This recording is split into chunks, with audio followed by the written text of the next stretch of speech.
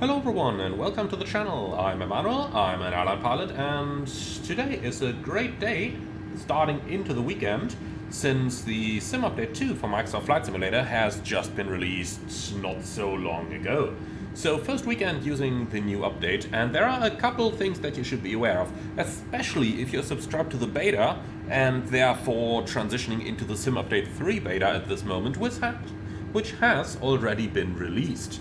But first things first, what has changed with the Sim Update number 2? So there are a lot of smaller fixes, quality of life improvements, bug fixes, and crashes to desktop fixed. And there are also some changes done to many of the aircraft. For instance, the Airbus A330 as well as the A320 has received quite a couple of updates. Amongst others, the TCAS is supposed to be working now. However, I was unable to verify this using either the inbuilt traffic or the FSLTL injector. So, while they say that this is fixed, I don't necessarily agree with that part. At least I was unable to see any traffic on the NDs. They've also raised the volumes of the engines in the IndyBuilt Airbuses, which I'm not exactly a huge fan of, because you don't hear the engines that loud. In idle, you basically don't hear them at all in the flight deck, and if I'm just adding a little bit of thrust now, you immediately hear that. That's not the case in the real Airbus. So I don't know why they've done that, probably due to demand from the youngsters amongst our community, but this is not a realistic update, so I do hope that they are going to turn those engine volumes back again. It's not realistic, it was a lot better beforehand. Now, a lot of updates have been done for the compatibility with external add-ons as well, and that has caused an issue forthgoing in Sim Update 3, where the PMDG 777 is no longer working. So if you are part of the beta, then I do recommend to leave the beta. It's pretty easy. If you're on Steam, just uncheck the option in the Steam client, and if you are on the MSFS store version, just go into the Xbox Insider app and opt out of the beta over there. But be sure to do a backup of your community folder before you start the sim for the next time, since otherwise it might delete your community folder. So I just cut it to another folder and then pasted it back in after the first sim start, and that way my community folder is still here.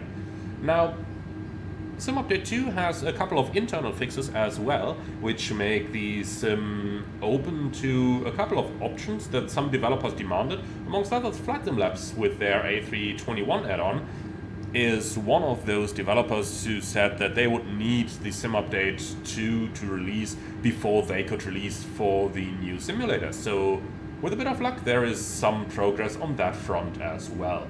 Apart from that, I did some basic checks here, and add-ons like the Phoenix, like the PMDGs, are still working just fine with the new update, so you don't need to be worried in these terms. Something I did notice though is when Sim Update 2 became public, they have once again changed my user settings, and I had to redo all my settings once again.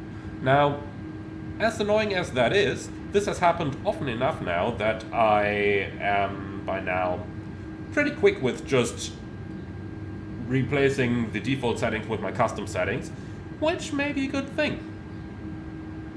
Apart from that, I've heard a couple of people who complained that the new Sim Update has removed their entire community folder without any input, and in those cases it turned out, at least most of the time, that it has changed the location of the community folder. So it might be an idea just to check that if all of your add-ons are gone for no apparent reason, then just check if your old community folder still exists and if the sim might just have changed the path to the community folder in its settings. If it's done that, then you can just change it back to your old one, and then your add-ons will be back. Well, apart from that, I did discover one new bug. You can see I've got a superbly smooth and wonderful image over here, but this only works on the first load of the day. So basically, when I start my sim and load a new flight, it runs superbly smooth, but when I go back into the menu and then load another flight, it becomes really laggy. Then I just close the sim, restart it, and all of a sudden it works just fine again, until I go back to the menu and then back into the sim for the second time. So basically, after every single one flight, I need to close the sim, unless I want to continue within the same session, of course, but then we need to close the sim, restart it, and start from there again.